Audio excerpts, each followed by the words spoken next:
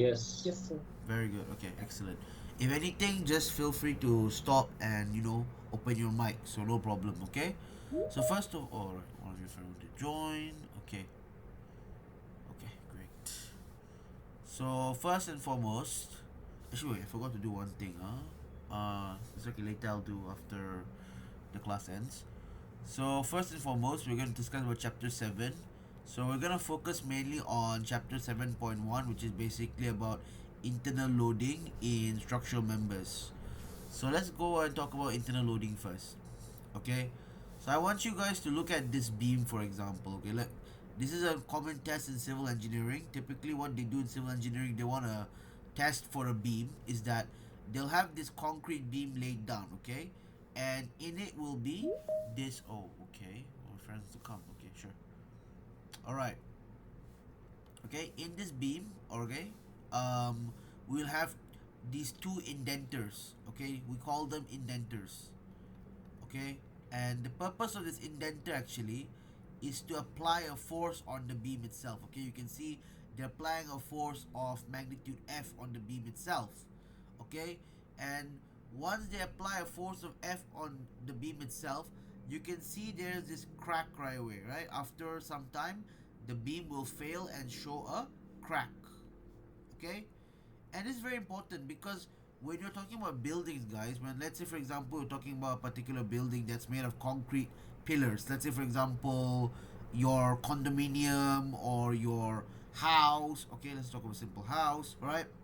We want to make sure that this house, okay, is structurally stable.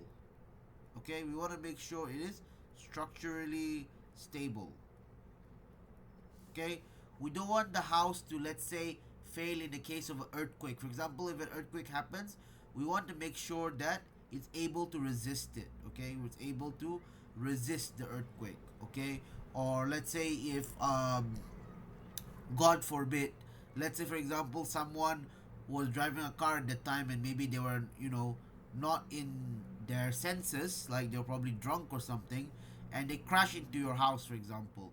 You want to make sure that there is no major damage. You want to avoid major damage. Okay, so that's why a lot of civil engineers, they have to do this sort of test, right, to ensure that the concrete does not crack, or like at what force does the concrete crack. Okay, and one thing to note is that when you're applying this force F externally on the concrete, there's some magic actually, there's some secret that's actually going inside the concrete, right? It's happening inside the concrete, making it to crack. Now what are the secret stuff that's happening? What is this magic that's happening out there? And actually you'll find out that this magic is, tada, what we call as internal loadings. Okay, these loadings come in three different forms. Okay, and we call them internal loadings. Okay, so what are internal loadings? Basically they are, like I said, loadings that happen inside the beam or inside the structure itself, and they are of three types. We have the normal force, shear force, and bending moment. Okay, so for example, if you look back at the beam here earlier that we talked about, we just really applied two external forces on it. And let's say if I were to section this beam, okay, section this beam, what would happen? So we have this beam, okay, section, by the way, I'm gonna put red. Okay, so we have the force F acting on the beam, but in the section right away, what do we have here? So what we have is that we will have a normal force. Okay, in this case we'll have a normal force that is acting on the beam.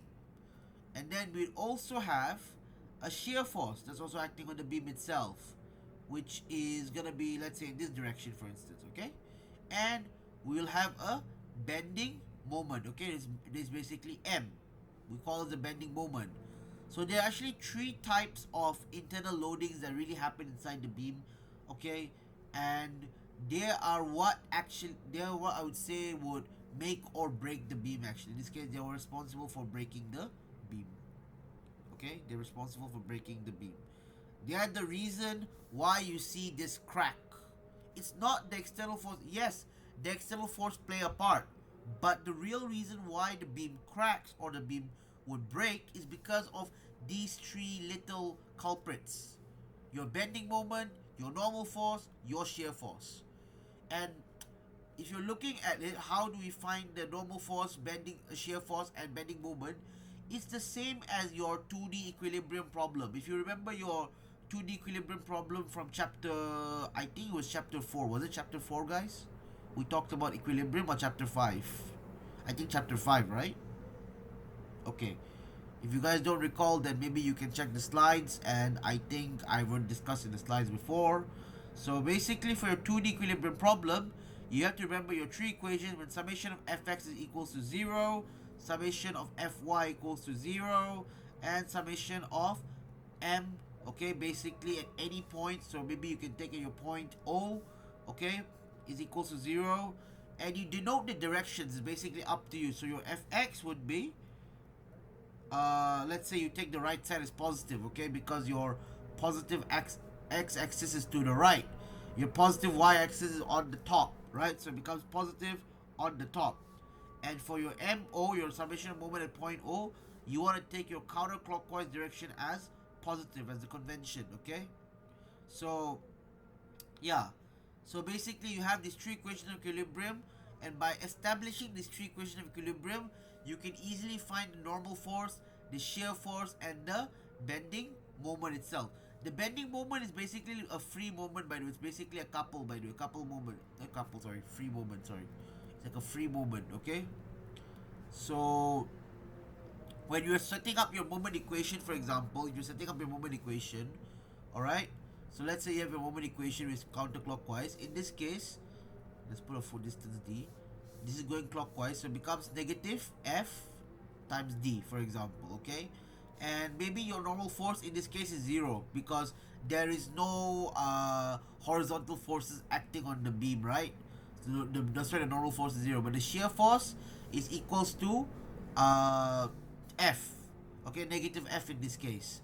And maybe here your distance is 2d, twice the distance, okay? So therefore it'll be negative, so it become basically positive in this case here, because yeah, positive, negative f times 2d, okay, twice the distance, then plus your bending moment. Your bending moment is going counterclockwise, okay, and this is equals to 0. Then eventually you'll be able to find an expression of bending moment, which is going to be in this case fd plus 2fd, okay, leaving you with m equals to 3fd, okay. By the way, there is a convention for the shear force, which I think go in a while. Let me just double check, yeah, which is the convention for shear force. Okay, that's correct convention, okay. So yeah, shear force convention is correct, okay.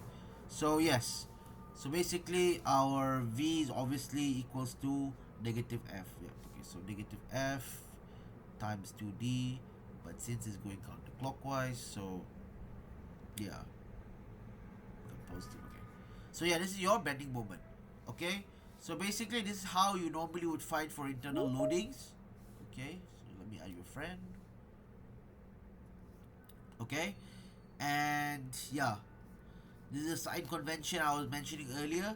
So basically for normal force, if you will, let's say, have a beam, right? Okay, you have a beam and you section it along, for example, you section it, so your right hand side, okay, let me section it red color, you section it, so your left side, for example, your left side, when you section the beam, how would it look in the positive direction? Your normal force will act here always, your shear force will act downwards, and your bending moment will act like this, okay? You will act counterclockwise. But if you take it from the right hand side, okay, for the sign convention, it'll be like this. It'll be a bit different. Your normal force is going this way, your shear force is going up, and your bending moment is also going in this direction, okay, in clockwise, okay. And this is very important. I want you guys to at least remember the sign convention for the internal loading.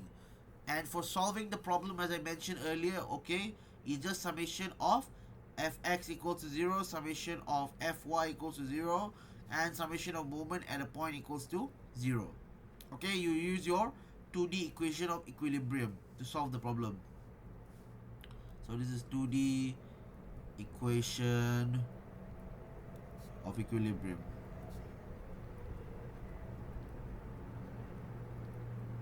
Okay, 2D equation of equilibrium. Okay, so yeah, it's actually, yeah, that's how it is actually to solve this. It's pretty, I would say, straightforward. So before I hand you over the first tutorial example, okay, to solve this, um, one thing I wanted to make a mention of is that sometimes, okay, sometimes when you want to find internal loadings, okay, here's like a tip I'm gonna give you guys. Let's say for example, we have a beam. Typically internal loadings, usually they will always ask about beam, okay, because this is like the most common question, okay, and let's say they give you a bunch of loadings, okay, maybe for example here is a support reaction, I call it as Fs, and then maybe here is another support reaction, pin reaction, I call it as Bx, By, and then maybe you have a distributed loading, okay, like triangular distributed loading, okay, it goes like this,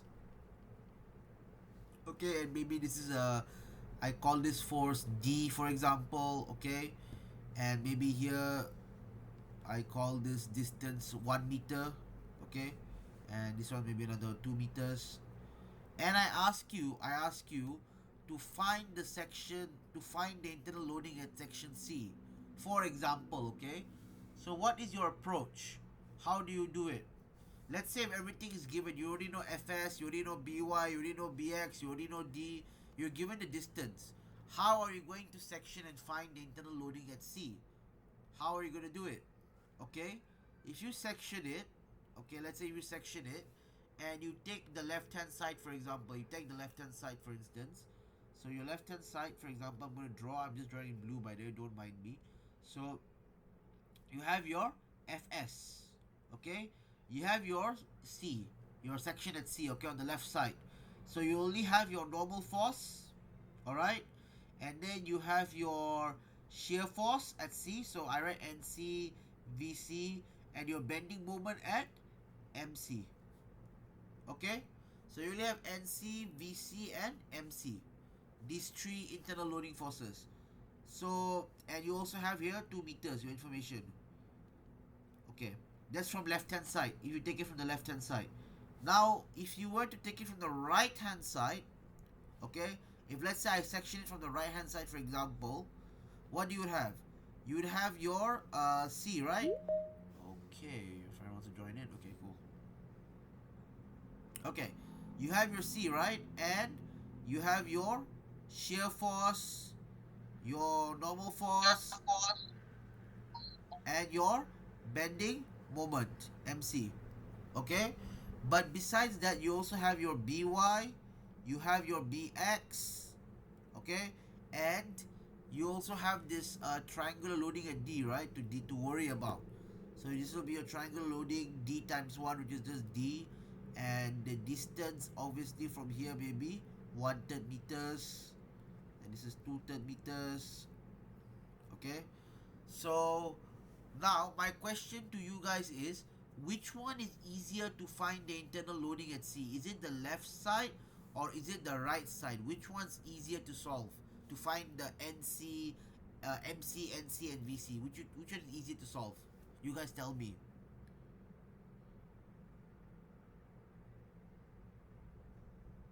If you use the equation of equilibrium, summation of Fx equals to 0, summation of Fy equals to 0, and summation of moment at a point equals to 0. So which one's easier actually to solve? Left. Left. The right one. Okay. There's a mix of opinion. Someone said left, some said right. Okay. So let's actually discuss together which one's easier. Let's start with the right first. Okay. Interestingly, you want to start with the right. Okay, go on. So for the right side actually, you have the distributed loading D, right? Distributed loading D, you have the Bx, you have the By, you have so many parameters, right? To find the NC, VC, and MC. And it may look like it's easy, but if let's say you were asked to find the Bx or the By, let's say Bx and By were not given, then it will be a headache also for you to do the job. Okay, it's very troublesome to deal with because you have so many forces, so many loadings, so it will actually make the equation seem a bit lengthy in solving the problem, right? Because you'll say that NC equals to BX, your VC is equals to BY minus D, you know, it's very cumbersome. Whereas if you go to the left side, okay, if you go to the left side actually, the only force that you're given is Fs. If you already know what Fs is, the support force earlier. Okay, your friend wants to join. Okay, support force earlier. Then you already know a lot of things. You know that your NC is equals to 0. Okay, that's one. Your VC is just equals to Fs. And then your MC is just simply equals to what? It's just equals to Fs times 2. Much easier. Okay, so basically I advise you guys to choose the sides where there is less reaction, less forces, less external forces, external loadings. But you have to know the value of the external loading first. Actually, how do you know the value of all these external loadings? How would you know? So this requires you to first do the free body diagram. So the first step actually is to do a free body diagram of the general problem, okay? To find external loads, to find missing external loads, okay? If let's say the external loads are missing, there is some missing values, you need to do a free body diagram. It's very essential to do a free body diagram. Then after you have done the free body diagram, then you can choose the section with the least external loads. With the least external loads.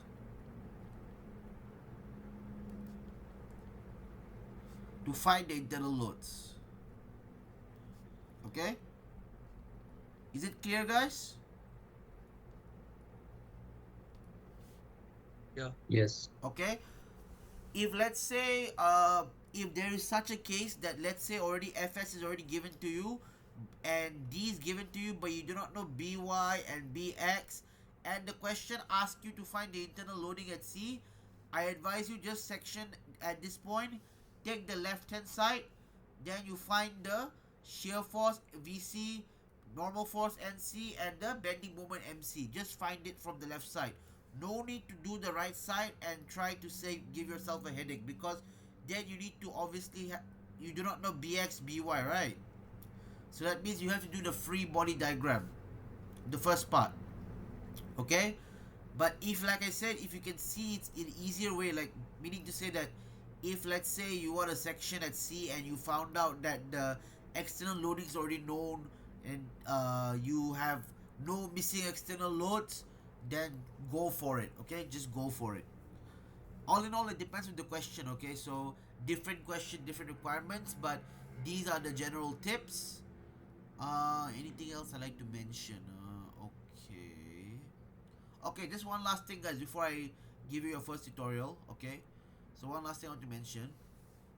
Okay, so let's say for example we're dealing with frames and machine because sometimes they can give an example involving a machine and they want you to find the internal external loads. So let's say for example you have a frame. Okay, let's say we have a frame join like this and join like this. Okay, and maybe it is joined to a roller. Okay, this is joined to a roller and this is a pin support. Okay, so maybe this have a pin support. Okay, so this is a roller. Okay, okay, and sorry, this is a pin. Okay, and maybe you have different forces acting on each pin. Maybe for example here is a force. Okay, call it C. I call it C B A D. Okay, maybe I call this FC. Okay, and maybe here I call it as FB. This is about 240 kilonewton. This is about 300 kilonewton. Okay, and maybe I want to how do I say, I wanted to find this section, F. Okay, I'm gonna write this in orange color, F. Okay, so if you're dealing with frames and machine, and they want you to find the internal loading at F, section F. What is the internal loading at F? Okay, and these are the known forces you have so far. You have the force FC, okay, and then you have the force FB, okay, and you do not know the forces at D and at A. So how are you going to solve it? Which section you want to take? So here's the thing. If let's say you take this side, CF, you might say I might take CF because it's a known force. Okay, seems good. Okay, so at F you know that you have the shear force, which is gonna be, because F is we're taking from this side, your shear force will be here, VF, N, and maybe your bending moment, okay, which will be something like this, okay, and maybe you say the force here is 300 kilonewton, but that's not the only force acting at C, okay, that's not the only force acting at C, because you also have to consider the pin force between B and C itself, so you're also probably missing some pin force, okay, so this is something that we do not know and you probably need to solve for it, okay, so this might be also quite a problem. Okay, I think I want to add one thing. Let's say the roller force is already known. The roller force, maybe it's exerting a force of what do you call it? Okay, let's say the force is about 100 kilonewton. Okay, so you already know the roller force. Okay, great, but you do not know the pin force at D, which is just dy and dx. Okay, so back to the problem. Okay, so let's say you section from the left side. It seems easier, right? You already know the 300 kilonewton from here. But my question is, how about the pin force at C? Because this FC is just the external force. What about the pin force acting due to CD? Okay, we do not know the force at CD, or maybe you do not know the force due to CB. So these are a lot of unknowns actually, right? This might be a headache and you might need to solve for it. Okay, so if we take it from the left side, okay, if we let's say section from the left side, so the only constant we do not know is the forces dy and dx. Okay, dy and dx. Whereas for this one, we want to find the shear force V, okay, normal force N, and the bending moment M. Okay, so here if you take from the left side, you will only be left with dy and dx. You do not know what these two are, and once you know them, then easily you can solve the problem. But for here, you do not know what's the pin forces at CD and CB, because this 300 kilonewton is actually pulling externally. It's not a pin force. Okay, so what is my advice? How do you solve such a problem? First thing is to solve the entire frame. Okay, so first you want to solve you have to have the free body diagram of the entire frame. Okay, you will have it of the entire frame. Okay, meaning to say that I want you to solve for dy and dx, and you can solve for dy and dx pretty easily because you already have the roller force at A, which is just 100 kilonewton. You have the force at B, 240 kilonewton, just going upwards. Okay, if you take your x and you take your y, and then C, your external force is 300 kilonewton. Okay, so now it becomes quite easy to solve dx and dy, right? Your dx will just become negative 300 kilonewton. Okay, because why? It'll just be the opposite of C, right? You'll go in the opposite direction. Okay, it'll be your dx will be actually here, to be honest. Okay, and this will be a 300 kilonewton. That's why I put negative, because negative means it's opposite of the original direction, I assume. Then how about your dy? So it's just 100 plus 240. Okay, it's going to be negative 340 kilonewton. Okay, it'll be going downwards. Okay, 340 kilonewton. So already you found your dx and dy. So once you already found your dx and dy already, okay, once you found it, so your dx, it's going to be negative. So yeah, so it becomes negative 300 kilonewton. Okay, and this one is negative 340 kilonewton. Okay, so then once you use your equation of equilibrium, summation of fx equals to 0, where you take your fx positive to the right side. Remember, because our positive x is going to the right, So therefore, it would just simply be 0 equals to what? Equals to v plus dx, right? And therefore, it just equals to v equals to negative dx.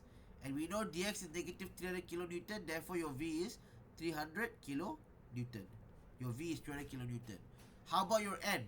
Okay, so again, summation of fy is equals to 0. And our y is positive, right? Meaning to say plus goes upwards, right? Following the sign convention. So your normal force plus dy is equals to 0. Okay, let me just move you guys real quick. Okay, so therefore your normal force is equals to negative dy, and dy is negative 340, so it becomes 340 kilonewton. Okay, so your normal force already done. And then your bending moment, whatever distance you have here, okay, let's say you take the distance at this point here, section F, okay, so therefore your bending moment, okay, summation of m at F is equals to 0, okay, so in this case your dy will not cause any moment, by the way, so don't worry about it. It's just simply dx. So dx times d is going counterclockwise, right? So it's just simply dx times d, okay, uh and your m is going clockwise, so it becomes negative, so negative m equals to 0. So m equals to dx times d. Since dx is negative, right? Dx is negative, so it becomes negative 300 times d. So meaning to say your m is going counterclockwise, okay? M is going to be going in this direction, not from the direction we assume that's going clockwise, okay? So the main takeaway is when you are solving for frames or for machine, okay, sometimes it's best to find the external loading, find the external loading that's missing, okay, like dy, dx, and then later when you section it, try to take the easier one, because on this side only you are left with dy and dx. But for here, you have to find the two pin forces CB and CD. And that might mean that you need to find the free body diagram of the pin itself. So you have FC, and then if let's say this is compressing, you need to find, for example, CD, and then also CB as well. So it can be a bit, I would say, a bit hectic. But it is doable, don't worry. You can also take the you can also take on this section and get the answer, there's no problem. But I would say this is far better because you can easily get your dy dx and easily solve the answer. I would say it's far better. Okay, so far any question, guys, about this before we go to the first tutorial?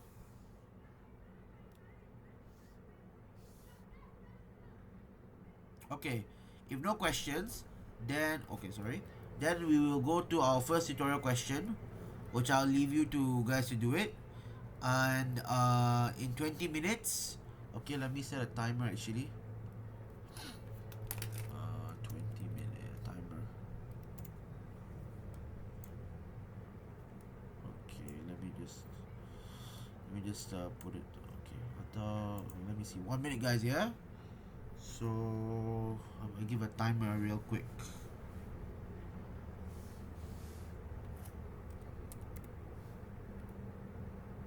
Okay.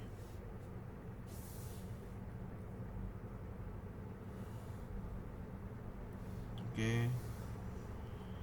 So let me edit the timer first. Okay, hold up. I edit the timer first. Yeah, 1 minute, guys. Edit the timer 0. This one I make it 20. Okay, save. And then okay. So yeah, I begin the timer. Alright? So I leave you guys to it. Any questions, feel free to ask.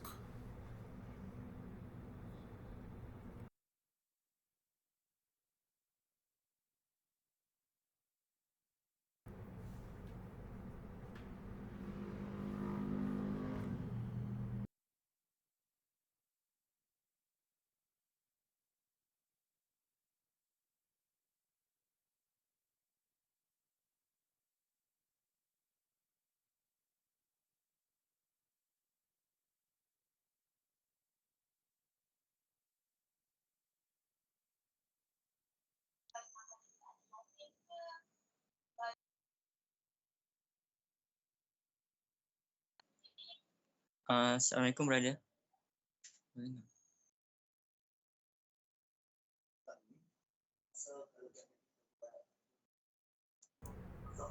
I want to ask Yeah. if we get negative force, do we need to make it positive and write the direction or just leave it as negative? Let's say if your force is negative, right? Then in this case, you don't have to necessarily write in positive direction at all, because negative shows that means your assumption was different lah from what you assume. So no need to worry about it. You don't have to write it in positive at all. Okay? Is that clear? Thank you. No problem. Yes.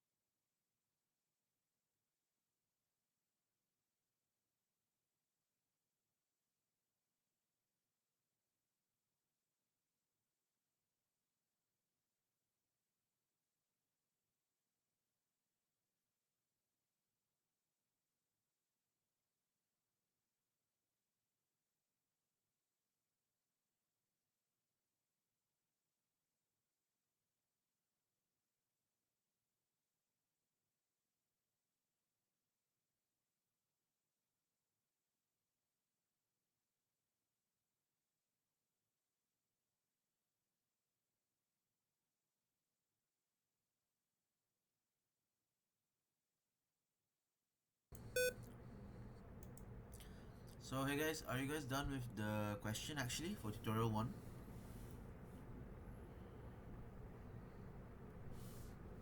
Guys? Yes, sir. So you guys are finished with tutorial 1 so far? Like, have you guys found out the answer for the internal loadings at point C?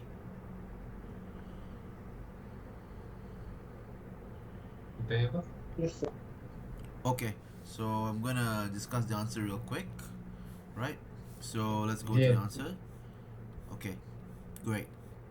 So first and foremost, what I did is to draw the free body diagram, the whole structure, because if you were to section C, right? Let's say we were to take the section at C, whichever side you want to take, whether be it the left or whether be it the right side, we still have an unknown. Okay, we do not know what's the support reaction at A, and we also do not know what's the support reaction at B. Okay, if you want to do the if you want to section it, because left side, if you want to section the left side, we need to know A, whereas for the right side we need to know B. So how do we do this? We of course take the free body diagram, the whole structure, okay, or like just as so, and use the equation of equilibrium, okay, summation of x is 0, summation of y is 0, summation of m is 0, to find FA and FB, okay. And actually, since we are finding the resultant internal loadings at point C, okay, so if we section C itself, sorry, hello, okay, I'll go on. If you're sectioning at C, okay, and you take the left side, then only our interest is FA. We're only interested in FA. Okay. Okay, thank you. Okay, we're interested in FA. Okay? We're not really interested in FB at all in this case. But anyways, we'll end up finding both FA and FB, so that's not a problem. So let's say we want to find the summation of MA, right, equals to 0, because we take the point at A. So we try to find FB. Okay? So once we do the moment equation, our FB would become 3 Newton. Okay? And once we find our FB is 3 Newton, then easily you can use this equation equilibrium where summation of Fy equals to 0, and then you can easily find Fa, which is just 7.5 Newton. Okay? Then once we do the sectioning, so I took the left side, okay? I took the left side because you're only dealing with one loading, 6 kilonewton, and then of course you have the 7.5 Newton. Then you know the NC is 0, okay?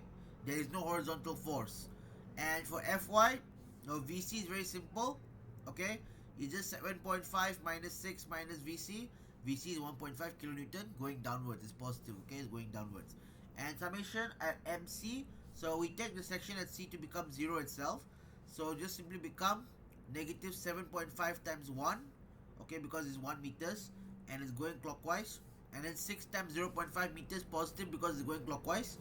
And then MC we assume is going counterclockwise, right, because it's a free moment.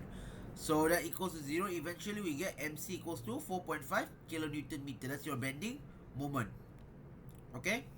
And if let's say you section the right hand side, for example, let's say you section at B, okay, you section the right hand side, for example. So of course, if you want to solve it that way, okay, you already have your force B, which is I think 3 kilonewton. Let me just double check. Yeah, your force B is 3 kilonewton, okay, and your force here is 4.5 kilonewton, okay. So this is obviously 4.5 kilonewton acting on it, so this is 4.5 kilonewton, okay. And how do I say, the distance maybe from C is going to be 0.5 meters, okay, from point C, because not 0. I think it's, sorry, it's 1 meter, supposedly 1 meter, yes, from C. Is it 1 meter? Okay, I didn't mention it, but yeah, because here you see it's 3 meters, right? It's 3 meters in total from C to B. So basically it'll be 1 meter, right? Because 1/3 of 3 meters, we take 1/3 of 3 meters becomes 1 meter, okay? So, and here the total is 3 meters. So you can just use the equation equilibrium. You can easily find for NC, VC, and of course your MC in this case, right? We know the NC would be 0, okay, very easy. How about your VC, guys? So VC would be what? would be equivalent to, sorry, 3 plus VC minus 4.5 equals to 0. So your VC would be equivalent to 4.5 minus 3, which would just be 1.5 kilonewton, right? In the correct direction is going upwards, okay, no problem. Now how about your MC? Okay, so let's say I take my moment at point C to become 0. Okay, so meaning to say that my MC, which is going clockwise, becomes negative. Okay, and minus this 4.5 times 0.5 also going clockwise, so it becomes 4.5 times 0.5, and here is just 3 times 3, so plus 3 times 3.